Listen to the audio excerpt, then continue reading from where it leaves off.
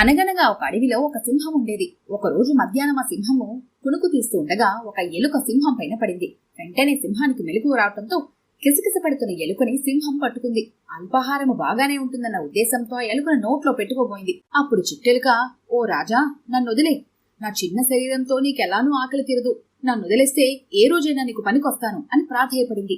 అడవికి మృగరాజైన సింహం గర్వంతో నవ్వుతూ, నువ్వు నాకేం పనికొస్తావులే కాని క్షేమంగా వెళ్ళు అని ఆ ఎలుకను వదిలేసింది. ఆ సంఘటన జరిగిన కొద్ది రోజులకు సింహం అడవిలో వేటాడుతుంటే ఓ వేటగాడి వలలో చిక్కుకుంది. తన బలంతో ఎంత ప్రయత్నించినా వల నుంచి బయటపడలేకపోయింది.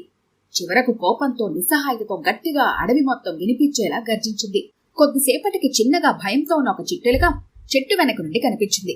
మెల్లగా సింహం దగ్గరికొచ్చి ఎలుక సింహం పరిస్థితిని చూసి వెంటనే తన దంతాలతో వలను చిన్న చిన్నగా కరవటం మొదలుపెట్టింది.